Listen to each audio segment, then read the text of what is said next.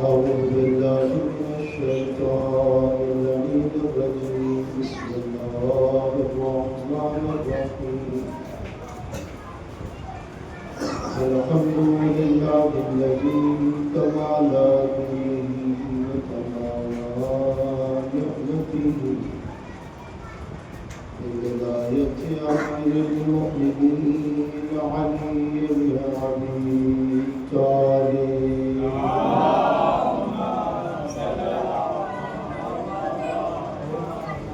الصلاة والسلام على صاحب الدين والإسلام والهند والحرام والركن والمقام والسجود والقيام والشريعة والأحكام والحجة والبرهان والمحبة والإرفان والحق والبيان والكتاب والقرآن وسيدنا ونبينا وشفينا مولانا مولى الثقلين جد الحسن والحسين أبي القاسم محمد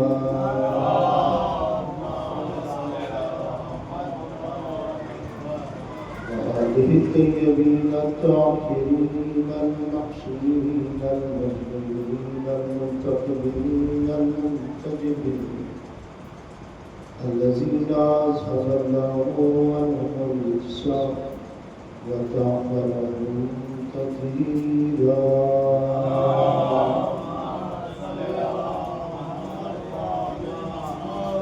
ولعنة الله على أعدائهم وقتلهم وغاصب حقوقهم ومنكر فضائلهم ومصائبهم وشجاعتهم وسخاوتهم وطهارتهم وولايتهم وفضيلتهم وتشريف أجمعين من يومنا هذا إلى قيام الدين.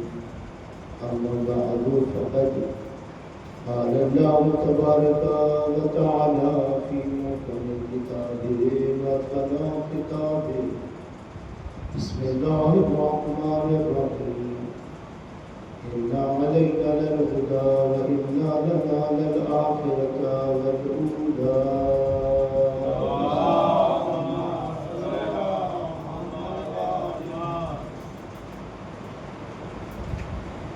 عزاداران سید الشہداء ماتمداران شہدائے کربلا، ظاہر سی بات ہے کہ آج کا روز یہ جو گزر گیا ایام اعظامیہ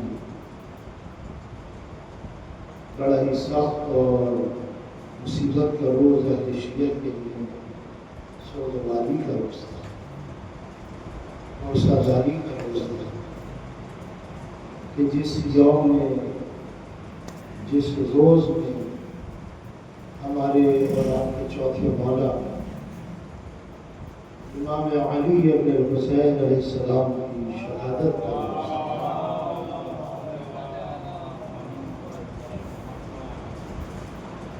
ظاہر سی بات ہے آپ موسیقاری کے لیے آمادہ ہیں اور بارگاہ شہزادی عالمدان میں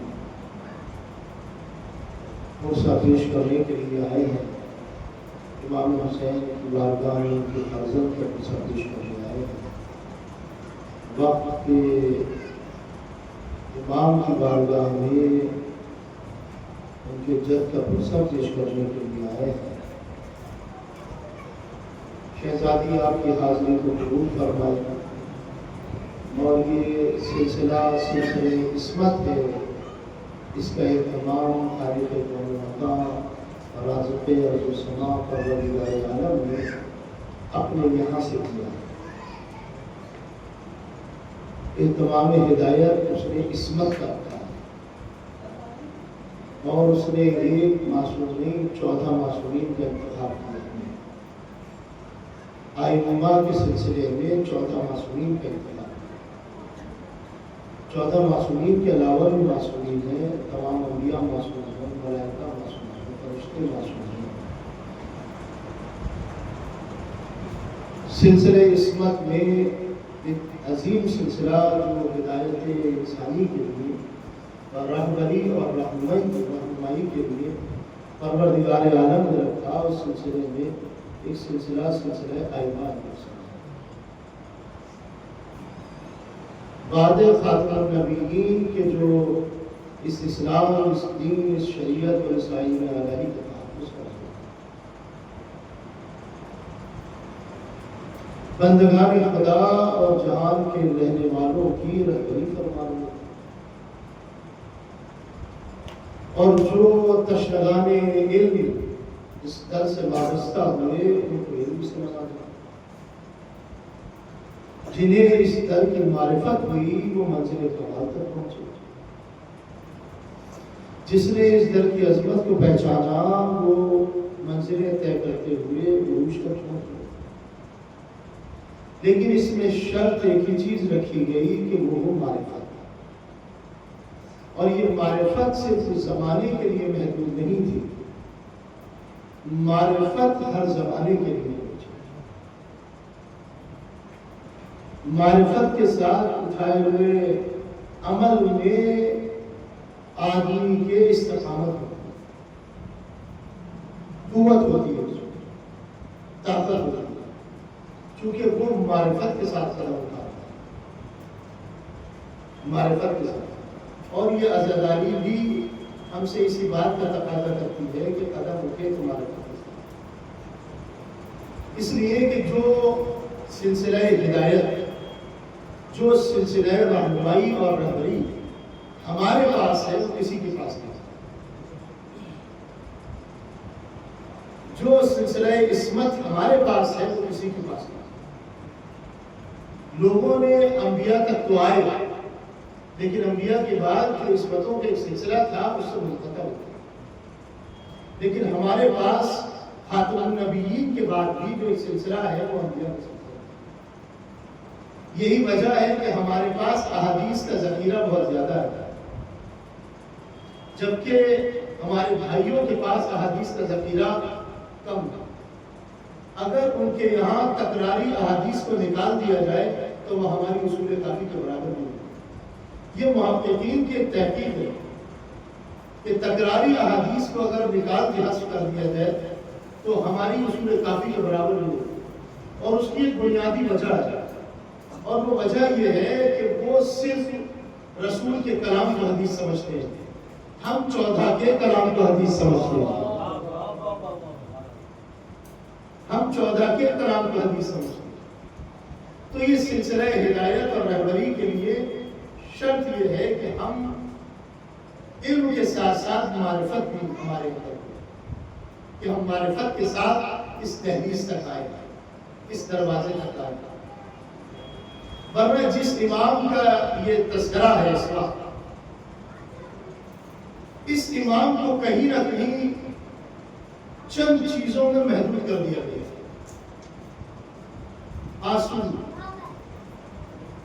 مسائل، رونا، جبکہ کربلا کے بعد امام کی حیات 35 برس کی ہے، اور محدود، اگر ہمارے یہاں اس وقت آپ سوشل میڈیا پہ بھی سرچ کر لیجیے اور جلوسوں کو دیکھ لیجیے، زیادہ تر تابوت اور پوسٹروں پہ بھی نام لکھا ہوگا بیماری پڑے گا، جبکہ امام نہ کربلا سے پہلے بیمار تھے نہ کربلا کے بعد بیمار تھے۔ کربلا کے بعد امام کی 35 برس کی حیات ہے، لیکن آج چونکہ امام کا یہ جو لقب ہے یہ ایک لقب بن گیا بیماری کا، جبکہ امام سید الساجدین ہے، امام زین العابدین ہے، فاتح شام و کوفہ ہے، لیکن آج جو ہمارے ایک لقب زیادہ ہو گیا وہ بیماری کا۔ تو کہیں نہ کہیں ہم نے دائرہ عشق میں امام کو محدود کیا، آنسو، رونا، گریا، جبکہ یہ بھی ایک تبلیغ ہے امام کی، آنسوؤں کے ذریعے بھی امام نے تبلیغ کی ہے، امام کا رونا بھی ایک تبلیغ ہے، امام کا رونا بھی پیغام ہے۔ اب اگر آپ امام کی حیات زندگی کا تجزیہ کریں، اس حیات کا تجزیہ کریں اور امام کی زندگی کو دیکھیں، تو میں امام کی زندگی کو 3 حصوں میں آپ کی خدمت میں پیش کرتا ہوں۔ پہلی چیز جو امام کی زندگی کے لیے ہے وہ ہے پیام کربلا، کہ جو امام کی حیات کے لیے لازم و ضروری تھا کہ وہ لوگوں تک پہنچایا جائے۔ چونکہ امام حسین علیہ السلام کی جنگ کربلا میں ختم ہو چکی ہے۔ امام حسین علیہ السلام کربلا میں جو امام حسین علیہ السلام نے جنگ کی ہے، اقربا انصار شہید ہوئے ہیں، یہ امام حسین کا مرحلہ کربلا میں تمام ہو چکا ہے۔ اب ضرورت تھی کہ اس مرحلے کو کربلا ہی تک محدود نہ رہنے دیا جائے، اس مرحلے کو آگے تک لے جایا جائے۔ چونکہ یزید تو امام حسین کی سے بیعت کا مطالبہ کر رہا تھا، وہ تو امام حسین سے بیعت مانگ رہا تھا۔ کوئی تاریخ اور مقتل نے نہیں لکھا کہ امام حسین کے بعد سید سجاد سے بیعت کا مطالبہ ہوا ہو، کہ سید سجاد سے بیعت کا مطالبہ کیا گیا ہو۔ کس انداز سے امام حسین علیہ السلام نے کربلا کے میدان میں اپنی قربانیاں پیش کی، اور امام حسین علیہ السلام سے جب بیعت کا مطالبہ ہو رہا تھا تو امام نے انکار کر دیا، میں بیعت نہیں کروں گا۔ یعنی امام نے مدینہ ہی کو بتا دیا کہ نہیں، حسین کی طرف سے انکار ہے، حسین کی طرف سے نہیں ہے۔ اور امام حسین علیہ السلام اسی نہیں کو لے کر 28 رجب کو مدینے سے نکل گئے۔ کربلا تک پہنچتے پہنچتے امام حسین علیہ السلام نے اس نہیں کو 72 جگہ بانٹ دی۔ یہ نہیں 72 جگہ تقسیم ہو گئی، اور پھر تقسیم ہونے کے بعد اس نہیں کا امتحان لیا گیا اور چراغ کو بجھا دیا گیا۔ چراغ کو بجھا کر اس نہیں کا امتحان ہوا۔ چھوڑ کر چلے جاؤ یا میرے دشمن ہے، ادھر سے آواز آئے یا نہیں، میں تمہاری جنتوں کا بھی ضامن ہوں، چلے جاؤ ادھر سے آواز آئے یا نہیں، مجھے چھوڑ کر چلے جاؤ آواز آتی رہی نہیں نہیں۔ اسی نہیں کو امام حسین علیہ السلام نے خاک کربلا میں ملا دیا، اور خاک کربلا میں ملا کر اپنے ہر محب تک پہنچا دیا۔ اور جب محبوں تک یہ نہیں پہنچی تو دشمنوں نے کہا تازیہ چھوڑ دو، کہا نہیں، علم چھوڑ دو نہیں، جھوٹ چھوڑ دو نہیں، مجیسے چھوڑ دو نہیں۔ ایک سلامات پڑھے رہے محمد والے صلی اللہ محمد والے محمد۔ تو امام حسین علیہ السلام کے بعد امام سجاد علیہ السلام سے بیعت کا مطالبہ نہیں۔ امام علیہ السلام کی زندگی کا مرحلہ، چونکہ امام حسین علیہ السلام کا معرکہ کربلا میں تمام ہو گیا، اب وہ مقصد کے جو امام حسین علیہ السلام کا تھا، اب اس مقصد کی بقا کے لیے ضروری تھا کہ کچھ اہتمام کیا جائے، کچھ انتظام کیا جائے۔ ظاہر سی بات ہے، بعد کربلا شہزادی زینب کی حیات اتنی نہیں ہے کہ جتنی سید سجاد کی۔ شہزادی زینب کی حیات زندگی اتنی نہیں ہے جتنی مولا سجاد کی۔ 35 برس کی حیات ہے کربلا کے بعد۔ کیا اس 35 برس کی حیات کو صرف آنسوؤں میں سمیٹ دیا امام نے؟ کیا اس 35 برس کی حیات کو امام نے کسی اور انداز سے تقسیم نہیں کیا؟ تو ایک ضروری تھا پیغام کربلا پہنچانا۔ تو پیغام کربلا کے لیے اب امام نے کس انداز سے پیغام کربلا کو پہنچایا؟ چونکہ دربار کا تعارف موجود ہے کہ جہاں اپنے آپ کو رسول کا بیٹا، میں علی کا بیٹا، میں فاطمہ کا بیٹا، میں مکہ و مدینہ کا بیٹا، یہ سارے جملات امام کے خطبے میں موجود ہیں کہ جہاں امام اپنا تعارف کرا رہے ہیں۔ تو ضروری تھا کہ پیغام کربلا ختم نہ ہو جائے، شہادت امام حسین علیہ السلام خاموش نہ ہو جائے، اس کو بیدار رکھنا، اور اس کو بیدار رکھنے کے لیے پیغام عاشورہ سب تک پہنچانا ضروری تھا۔ تو امام سجاد علیہ السلام نے بعد کربلا پیغام عاشورہ کو پہنچایا، ایک مرحلہ۔ دوسرا مرحلہ حیات امام کے لیے ضروری تھا اسلام کو پھیلانا۔ کربلا بھی اسلام ہی کا حصہ ہے، لیکن شہادت میں یاد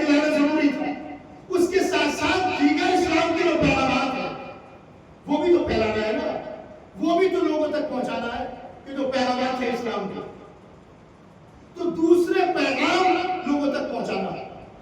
اب وہ امام نے اپنی حیات میں کس انداز سے لوگوں تک پہنچایا امام کو. جبکہ امام سجاد علیہ السلام کی زندگی میں 22 برس کی حیات امام سجاد کی وہ ہے کہ جس میں امام نے امام علی علیہ السلام، امام حسن علیہ السلام اور امام حسین علیہ السلام کے دور میں گزارا. یعنی ایک وقت میں 4 معصوم ہیں. امام علی علیہ السلام بھی ہے، امام حسن علیہ السلام بھی ہے، امام حسین علیہ السلام بھی ہے اور خود مولانا سجاد بھی ہے. لیکن منصبی اعتبار سے، فرائض منصبی کے اعتبار سے جس وقت امام علی اعتبار ہے، امام حسن نے اپنا کوئی حکم صادر نہیں کیا.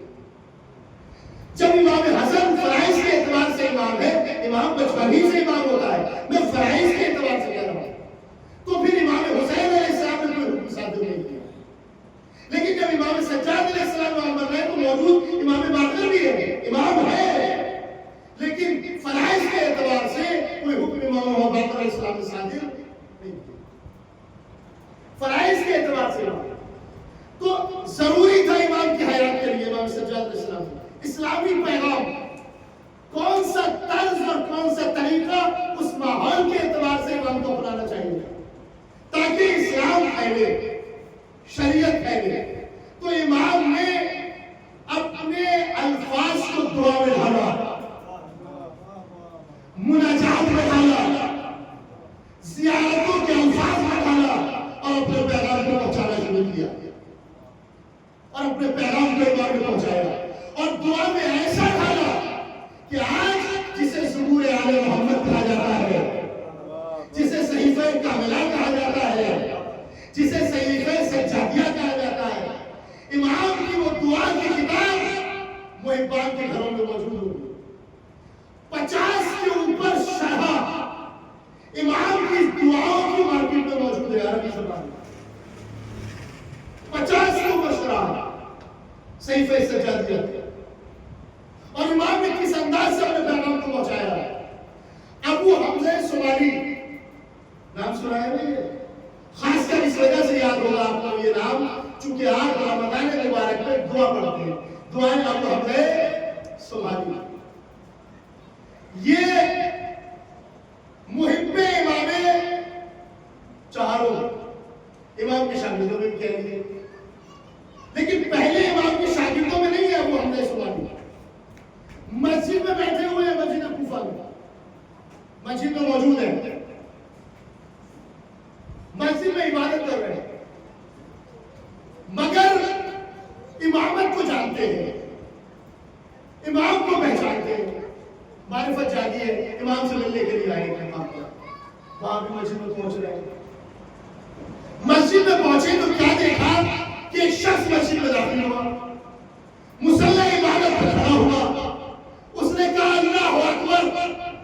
ایسا محسوس ہوا، وہ حمزہ صومالی کہتے ہیں مجھے ایسا محسوس ہوا کہ اس کے اللہ اکبر کہنے سے کہ در و دیوار میں اللہ اکبر کہا، مسجد کے دروازے نے اللہ اکبر کہا، ان مسلمانوں نے اللہ اکبر کہا. اس نے ابھی اللہ اکبر کہا تھا، مجھے محسوس ہوا جیسے در و دیوار اللہ اکبر کہہ رہے ہیں. میں نے کسی سے پوچھا کہ یہ کون ہے، تو اس نے کہا پہچانا نہیں، یہ شیعوں کے چوتھے مولا ہیں کہ جنہیں علی ابن حسین کہا جاتا ہے، سید سجاد ہے، زین العابدین ہے. اور مولانا ابو حمزہ صومالی بتا رہے ہیں کہ جب عبادت روحانیت کے ساتھ ہوتی ہے تو دیوار بھی گواہی دیتی ہے، دروازے بھی گواہی دیتے ہیں، اور جب عبادت میں روحانیت نہیں ہوتی تو کبھی کوئی چال ہوتی ہے، کبھی دل بدل جاتے ہیں. اس سلام پڑھے نبی محمد صلی اللہ محمد علی محمد. کون ہے؟ چوتھے مولا، چوتھے آقا، چوتھے مولا. تو صحیفہ سجادیہ دانش مندان اہل سنت، بہت بڑے دانش مند اہل سنت کے، انہوں نے کہا کہ اگر علی نہ ہوتے تو توحید سمجھ میں نہ آتی، اور اگر سید سجاد نہ ہوتے تو طرز دعا سمجھ میں نہ آتا. ایک اہل سنت عالم نے کہا کہ اگر علی نہ ہوتے تو توحید سمجھ میں نہ آتی، اور اگر سید سجاد نہ ہوتے تو طرز دعا سمجھ میں نہ آتا. صحیفہ سجادیہ آیت اللہ مراشی نجفی نے صحیفہ سجادیہ کی ایک جلد کو الازہر یونیورسٹی میں بھیجا کہ آپ اسے اپنی لائبریری میں رکھیں. اور جب وہاں کے استاد نے اس کو مطالعہ کیا تو اس نے باقاعدہ لیٹر لکھا آیت اللہ مراشی نجفی کو، اور لکھنے کے بعد کہا اللہ یہ کاش کتاب مجھے جوانی میں ملی ہوتی، کاش مجھے یہ کتاب جوانی میں ملی ہوتی تو میں اس کی شرح لکھتا، میں اس کی شرح لکھتا. اب ہم اور آپ وہی بہنا امام سجاد علیہ السلام کو اپنے آپ سے پوچھئے کہ ہم نے کتنی مرتبہ صحیفہ سجادیہ پڑھی. صرف دعا کی غرض سے ترجمہ چھوڑ دیجیے، تشریح چھوڑ دیجیے، تفسیر چھوڑ دیجیے، ہم نے کتنی مرتبہ صحیفہ سجادیہ پڑھا. یا ہمارے گھروں میں یقیناً صحیفہ سجادیہ ہے بھی یا نہیں ہے؟ ہمارے سب کے گھروں میں دیکھیے ہمارے یہاں جو معتبر کتابوں کے اعتبار سے سب سے پہلے قرآن مجید کے بعد نہج البلاغہ کے بعد تیسری کتاب صحیفہ سجادیہ ہے، مولا کی دعاؤں کا مجموعہ ہے. تو ہمارے گھروں میں تو ظاہر سی بات ہونی چاہیے، لیکن تاخ کی اور الماری کی زینت نہ ہو، تاخ کی اور الماری کی زینت نہ ہو. ہم بہت سارے لوگ ممبری ہیں، جڑے ہوتے ہیں، اپنی حیات میں ایسی تبدیلی لا سکتے ہیں، بدل سکتے ہیں کہ ہمیں ایک لفظ امام سجاد کی صحیفہ سجادیہ کا روز پڑھنا اور اسے حفظ کرنا اپنے ذہن میں. یعنی امام کی دعا کا صرف ایک لفظ، زیادہ نہیں، صرف ایک لفظ ہمیں اپنے ذہن میں رکھنا ہے روز کنٹینیو. 30 دن میں 30 الفاظ صحیفہ سجادیہ کے لکھے، 30 دن میں 30 الفاظ. اور طرز دعا اور طریقہ دعا جو امام سجاد علیہ السلام نے بتایا ہے کہ کس انداز سے دعا مانگی جائے تاکہ دعا باب اجابت تک پہنچے، کس طریقے سے دعا مانگی جائے. تو امام سجاد علیہ السلام نے اسلام پھیلانے کے لیے کس انداز سے اپنی زندگی کو بنایا، کس انداز سے کہ دعا کو ذریعہ بنایا، مناجات کا ذریعہ بنایا، زیارت کا ذریعہ بنایا. 2 چیزیں ہو گئی امام کی زندگی کی. تیسری چیز جو امام کی زندگی کی ہے وہ ہے تربیت شاگردان، شاگردوں کی تربیت. بعض وقت اماموں کو ایسے وقت ملے ہیں کہ انہیں 4-4 ہزار شاگرد ملے ہوئے. ایسا وقت بھی آیا ہے اماموں کے پاس. آپ کے سامنے چھٹے مولا کی حیات ہے کہ 4000 شاگرد ملے ہیں، لیکن چھٹے مولا کی حیات بدلتی 7ویں امام کی شاگرد دیکھ لیجیے، زمانہ کس حساب سے تبدیل ہوا. وہ 4000 شاگرد یا خود آخر حیات امام جعفر صادق علیہ السلام کی دیکھ لیجیے، وہ کثیر تعداد کہاں چلی گئی، کیسے تبدیل ہو گئی. تو تربیت اور تربیت کرنے کے بہت سارے انداز تھے. یہی نہیں کہ مطلب کلاس لگ رہا ہے تو تربیت ہوگی، شاگردوں کو پڑھایا جائے گا تو تربیت ہوگی. اہل بیت علیہ السلام اس انداز سے بھی تربیت کرتے تھے کہ غلام خرید لیا، چند روز اہل بیت کے گھر میں رہا، کنیز خرید لی، چند روز اہل بیت کے گھر میں رہی. ظاہر سی بات ہے کہ جب خانہ عصمت میں رہے گی تو اسے عصمت کا طریقہ آئے گا، عصمت کا طرز معلوم ہوگا. خانہ اہل بیت میں رہے گا تو اماموں کے نزدیک رہے گا، اور جب معصومین کے نزدیک رہے گا تو اسے سلیقہ آئے گا، اسلام کو پہچانے گا، دین کو پہچانے گا، معرفت امام ہوگی. تو جب یہ معرفت امام ہو جائے گی تو پھر امام کیا کرتے تھے، جاؤ ہم نے تمہیں آزاد کر دیا. اور جب انہیں آزاد کر دیا تو یہ کسی گاؤں میں پہنچتے تھے، کسی شہر میں پہنچتے تھے، کسی بستی میں پہنچتے تھے، تو پھر ان کا انداز وہی ہو گیا تھا کہ جو امام کے شاگردوں کا ہوتا ہوتا. یہ طریقہ تھا امام سجاد علیہ السلام کا کہ امام سجاد علیہ السلام اس انداز سے بھی پہنچا رہے تھے، تبلیغ کر رہے تھے، شاگردوں کی اس انداز سے بھی تبلیغ کر رہے تھے. ورنہ شاگردوں میں امام کے ابو حمزہ سوالی کا نام آتا ہے، اس کے ساتھ ساتھ ابو خالد کابلی کے جو کیسانیہ مذہب تھے، کیسانیہ مذہب کون؟ کربلا کے بعد ایک مذہب بن گیا تھا، کربلا سے پہلے ہی تھا وہ مذہب، انقلابی مذہب کہلاتا تھا. یعنی وہ کہتے تھے کہ جو امام اٹھ کھڑا ہو، جو امام کھڑا ہو، میدان عمل میں رہے، انقلاب میں رہے، وہ امام ہے. اس لیے انہوں نے محمد حنفیہ کو امام مانا، محمد حنفیہ کو امام تسلیم کیا. چونکہ امام سجاد کربلا کے بعد میدان میں نہیں آئے ہیں جس انداز سے امام حسین آئے تھے. امام سجاد اس انداز سے میدان میں نہیں آئے ہیں جس انداز سے امام حسین علیہ السلام آئے تھے. تو چونکہ امام سجاد کو اس لیے امام نے مانا، محمد حنفیہ کو امام تسلیم کیا ہوگا. لیکن جب امام نے پرورش کی، امام نے تربیت کی، جب امام نے اپنے علم سے، اپنے فہم سے امام نے انہیں پڑھایا، تب وہ امام کی دہلیز پہ آ کے کھڑے ہوئے، تب اپنے آپ کو تبدیل کر دیا، تب پہچانا امام امام ہوتا ہے جو منصوص من اللہ ہوتا ہے، جو اللہ کی طرف سے امام بن کر آتا ہے. تو ہمارے اور آپ کے چوتھے مولا امام سجاد علیہ السلام نے ایک طریقہ یہ اسلام پھیلانے کا دیا کہ اس انداز سے اسلام پھیلایا گیا، اس انداز سے. اور میں صحیفہ سجادیہ آپ کی خدمت میں عرض کر رہا تھا، آیت اللہ علامہ مجلسی بہت بڑا نام ہے نا، امام زمانہ سے توسل کیا.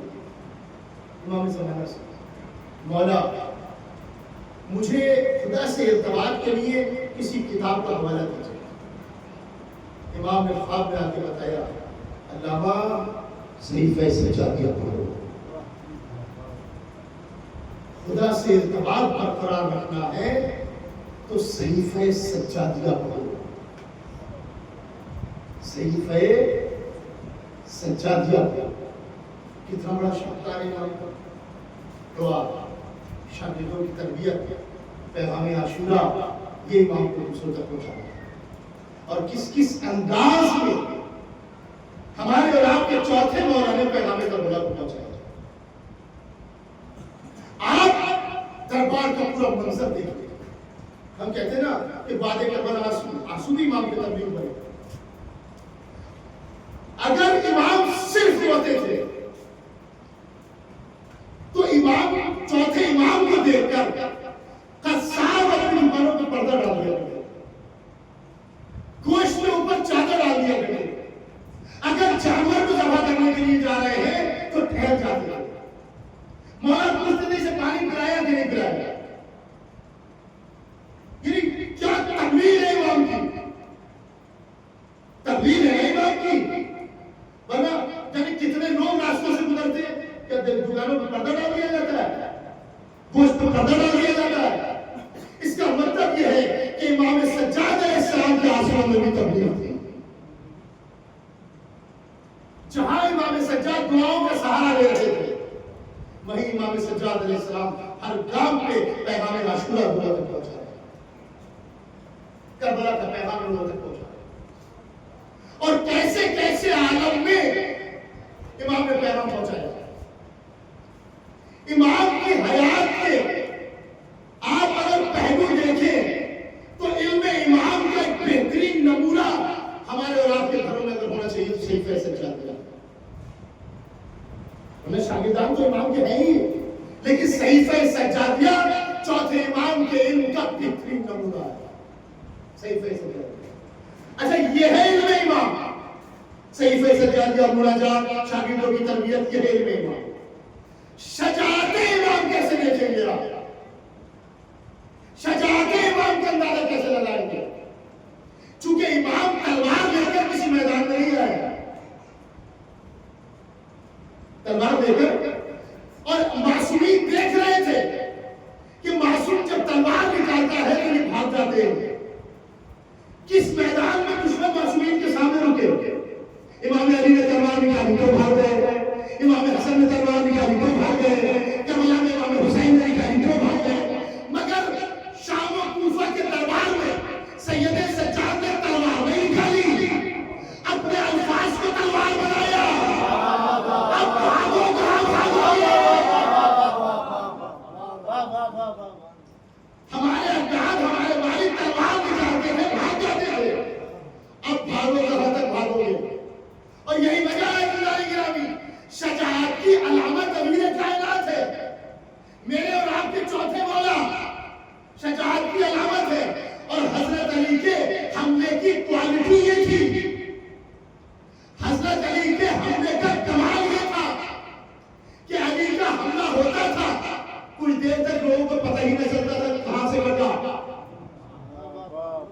کیسے کٹا؟ تھوڑی دیر کے بعد جب ہوا چلتی تھی تب پتہ چلتا تھا، جب گھوڑا سرکتا تھا، بدن سرکتا تھا، سر سرکتا تھا، تب پتہ چلتا تھا یہ بھی سرک چکا۔ یہ کوالٹی تھی امیر کائنات کے حملے کی۔ اب ذرا علی کے حملے کو دیکھتے ہوئے شجاعت امام سجاد کا ایک جھلک آپ کی سماعتوں کے نظر کرنا چاہتا ہوں۔ علی کے حملے کی کوالٹی اور علی کے حملے کے کمال کو اپنے ذہنوں میں رکھیے، اور پھر سید سجاد کے حملے کو دیکھیے کہ سید سجاد نے دربار میں کھڑے ہو کر حکومت کے اوپر کیسا حملہ کیا ہے۔ سید سجاد نے کیسا حملہ کیا؟ مولا سجاد کا جملہ کیا تھا؟ فَضَّلْنَا بِالسَّبْعِ، اللہ نے 7 فضیلتیں ہمیں دی ہے۔ اب سنیے، مولا نے حملہ کیا، سید سجاد کا حملہ، مولا کا حملہ تھوڑی دیر تک پتہ نہیں چلتا تھا کہاں ہو گیا، کیسے ہو گیا۔ جب ہوا چلتی تھی تب پتہ چلتا تھا کیا ہو گیا۔ مولا سجاد نے حملہ کیا، پہلا حملہ من النبی المختار، نبی مختار ہم میں سے ہے۔ مولا کا پہلا حملہ نبی مختار ہم میں سے ہے۔ دربار میں جو بیٹھے تھے یہ کیا کہہ دیا، یہ کیا بول رہے ہیں، من النبی المختار، نبی مختار ہم میں سے ہے۔ علی جو کہاں پر بیٹھا ہے یہ تو کہہ رہا باغی ہے، اور یہ کہہ رہے من النبی المختار، نبی مختار ہم میں سے ہے۔ جیسے ہی مجمع کو چونکتے ہوئے دیکھا، امام نے کہا اور چونکو، منت تیار، جعفر تیار ہم میں سے ہے۔ اب جو چونکتے ہوئے دیکھا کہا اور چونکو، منا اسد اللہ، اللہ کا شیر ہم میں سے ہے۔ امام نے اب جو چونکتے ہوئے دیکھا، پھر ایک حملہ امام نے کیا، منا اسد الرسول، منا اسد الرسول اللہ، حمزہ سید الشہداء، شہیدوں کا سردار اور اللہ کے شیر کا شیر ہم میں سے ہے۔ اب حملہ سن لیجئے مولا سجاد کا، مولا سجاد نے کیسا دربار میں حملہ کر دیا۔ اللہ کا شیر سید الشہداء ہم میں سے ہے۔ درباریوں نے کہا یہ کس کا نام لے دیا، ان کو تو باغی کہا جا رہا ہے، یہ کس کا نام لے دیا، حمزہ، یہ کون سے حمزہ، کون حمزہ، جیسے کا کون سے حمزہ، کہا یہ وہی حمزہ ہے جو رسول کے چچا ہے، کہا یہ وہی حمزہ جو رسول کے چچا ہے، کہا اچھا، ارے کہا یہ وہی حمزہ جن کا کلیجہ چبایا گیا، کہا وہی حمزہ جن کا کلیجہ چبایا۔ حملہ سنیے امام سجاد کا، کیا یہ وہی حمزہ جن کا کلیجہ چبایا گیا، کہا وہی حمزہ جن کا کلیجہ چبایا، تو کہا کس نے چبایا، کہا حمزہ اس کی دادی۔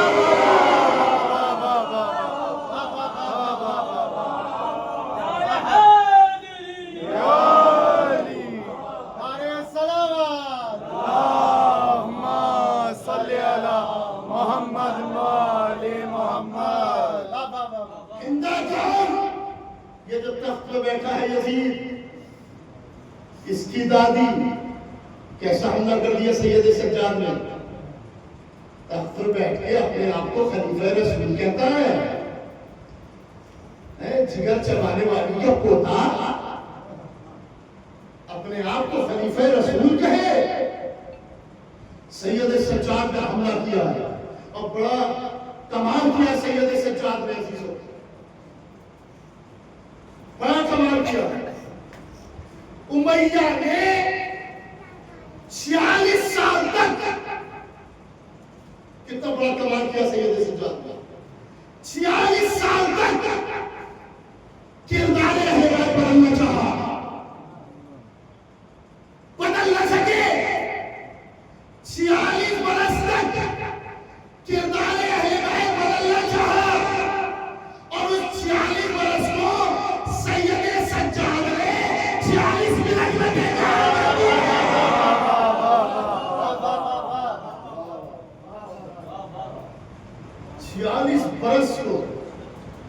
46 منٹ میں بیکار کر دیا. اور پھر جب سید سجاد نے خطبہ پڑھنا نہیں چاہ رہا، پھر جو سید سجاد نے آدھی تھوڑا صلوات اللہم صلی علی محمد و آل محمد.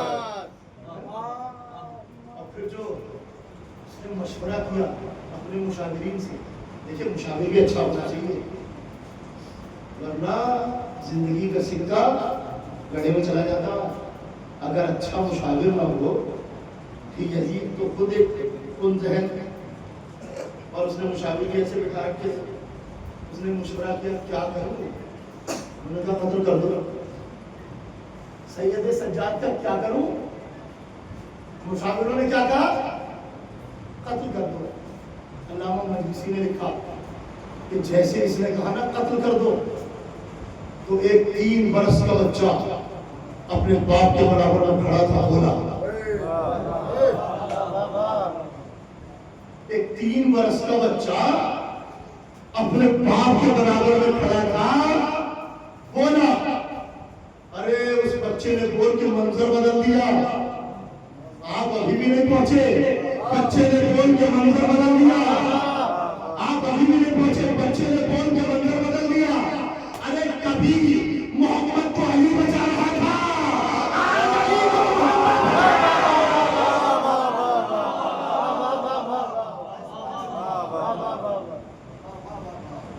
جیسے ہی کہا نہیں انہیں قتل کر دو، وہ بچہ بولا یزید کیا تیرے ساتھ بیٹھنے والے اتنے برے ہیں کہ وہ دربار فرعون کے ساتھیوں سے بھی زیادہ برے ہیں؟ دربار فرعون کے ساتھیوں سے بھی زیادہ برے ہیں. کہا وہ کیسے؟ کہا اس لیے کہ فرعون نے اپنے ساتھیوں سے پوچھا تھا، مشورہ کیا تھا کہ میرے سامنے موسیٰ کھڑے ہیں، کیا کروں؟ کیا انہیں قتل کر دوں؟ تو انہوں نے کہا تھا فرعون انہیں چھوڑ دے. یہ کہہ رہے ہیں قتل کر دوں. ارے ذرا سوچ اے حاکم یزید، ذرا سوچ. فرعون کے ساتھ میں جو بیٹھے تھے انہوں نے مشورہ دیا کہ چھوڑ دو، کیوں؟ انہوں نے مشورہ دیا کہ قتل کر دو، کیوں؟ انہوں نے کہا چھوڑ دو، کیوں؟ انہوں نے کہا قتل کر دو، کیوں؟ کا فرض صرف اتنا ہے کہ وہ دربار فرعون کے لوگ ساتھی لاکھ برے صحیح مگر حرام زادے نہیں.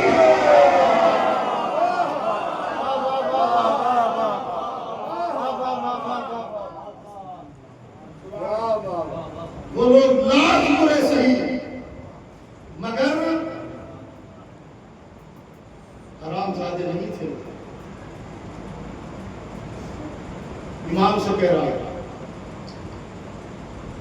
سوچ رہا تھا تو کر تعارف تو ایسے ہی ہوا تھا نا امام کا. کون ہے یہ؟ علی. علی جیسے علی کا نام سنا چلو چلے گئے، کیونکہ علی کا نام ہر ایک کے اندر سے نہیں اترتا. کیا ہو گیا؟ جس کے سینے میں برچھی لگی وہ بھی علی ہے، جس کے گلے پہ تیر لگا وہ بھی علی ہے، اور یہ بھی علی ہے. یہ حسین سے کیا ہو گیا تھا کہ حسین نے اپنے سارے بچوں کے نام علی رکھ دیے. جیسے اتنا کہا نا حاکم نے، سید سجاد کھڑے ہوئے اور آنکھوں میں آ کے ڈال کے کہا، آنکھوں میں آ کے ایسے ڈالی جیسے شجرہ چیک کر رہے ہیں.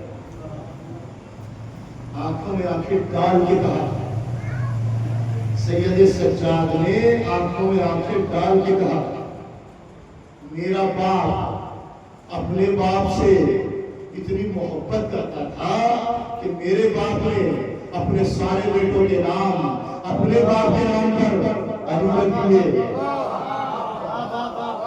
میرا باپ اپنے باپ سے اتنی محبت کرتا تھا کہ میرے باپ نے اپنے سارے بیٹوں کے نام اپنے باپ کے نام پر علی رکھ دیے. کوئی بےزاد تو بھی اپنے بیٹوں کے نام اپنے باپ کے نام پر رکھ دیتا اگر تجھے پتا ہوگا کہ تیرا باپ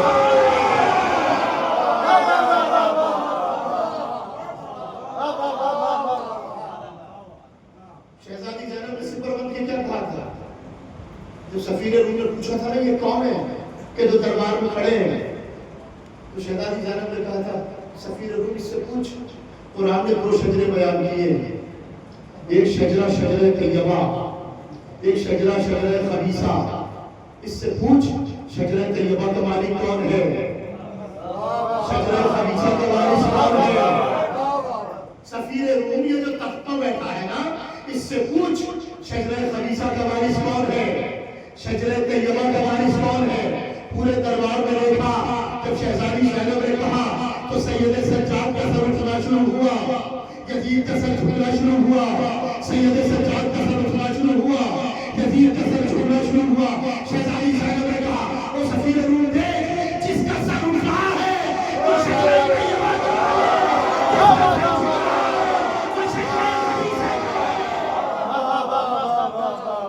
نعرہ حیدری، ہمارے مقدر صلوات، اللہم صلی علی محمد و آل محمد۔ سید سجاد نے اسلام پھیلانے کے لیے، دین پھیلانے کے لیے، شریعت کو پھیلانے کے لیے، آپ اور ہم جانتے ہیں کہ دیگر اماموں کو بھی امامت ملی ہے، لیکن مولانا سجاد کو کیسے عالم میں امامت ملی یہ آپ ابھی نہیں جانتے۔ ایام عذابی ہے اور آپ دیکھ رہے ہیں باپ شمر کے گرد و خنجر سے شہید،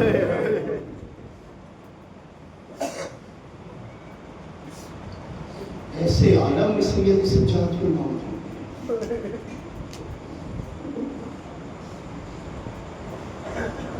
عزیزوں، مولا سجاد نے مصیبتوں کا پہاڑ، بے مخلع و ردا بہنوں بیوں کو شاموں کے بازار میں بھیجنا،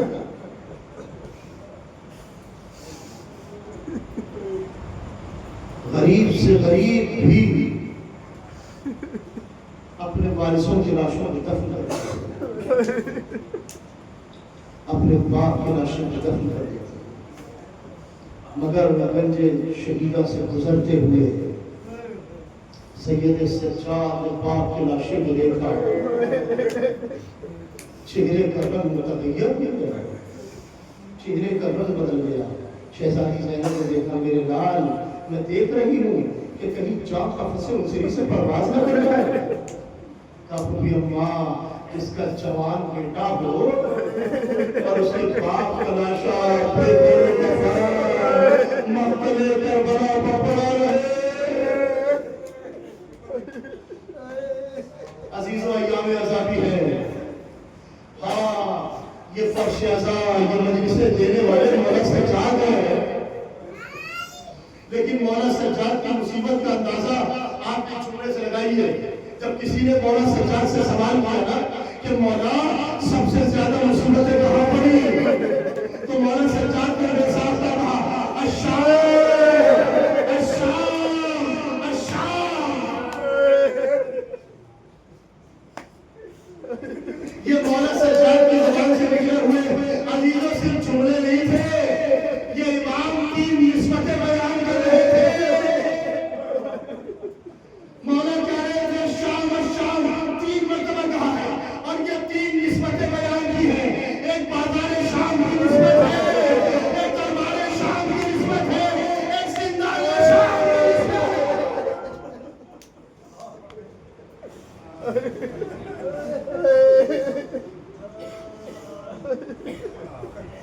بازار شام کی نسبت 3 مرتبہ کہا نا شام، اس میں 3 نسبتیں ہیں، بازار شام، دربار شام، زندان شام۔ بازار شام کی نسبت اس لیے امام نے کہا الشام، اس لیے مولا فرماتے ہیں ہمیں وہاں کھڑا کیا گیا کہ جہاں کھڑے ہو کر غلام بیچے جاتے تھے، اور قیامت تو تب ہو گئی جب کسی نے آ کے کہا ارے اس بچی کو ہمارے غلامی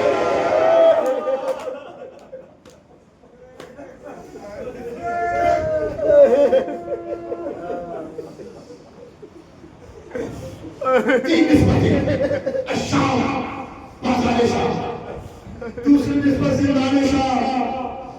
آپ نے پڑھا ہے نا مقاتل میں کیسا زندان شام تھا، رات کی اوس، دن کی دھوپ، اور اس کے ساتھ ساتھ اس میں ایک ایسا دروازہ بھی تھا، ایک ایسی چیز بھی موجود تھی کہ جہاں سے راہگیر گزرتے تھے تو زندان میں طرف دیکھتے تھے۔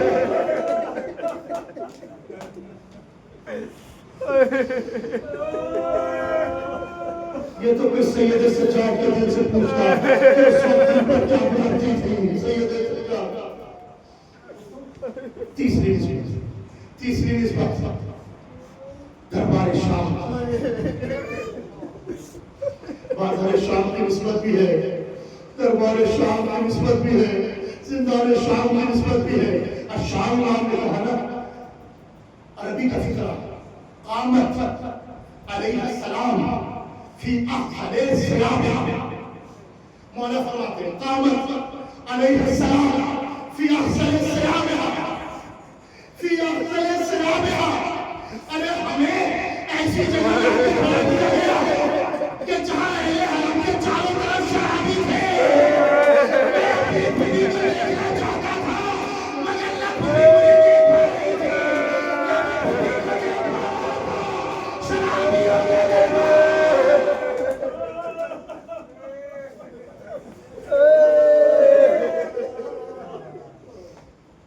کیجئے عزیزوں، بس میں مجلس ختم کر رہا ہوں، وہ وقت بھی آ گیا کہ جب باپ کو سید سجاد کو ظاہر کیا گیا اور اپنے بیٹے باقر سے کہہ رہے ہیں میرے لال اس سے مرتا ہے، میرے اور آپ کے چوتھے مولا کہہ رہے میرے لال باقر آپ بھی تو کربلا میں تھے، ذرا مجھے کربلا کے منظر کو بیان کرو۔ بیٹے نے بیان کرنا شروع کیا کہ بابا میں نے دیکھا کہ جب دادا حسین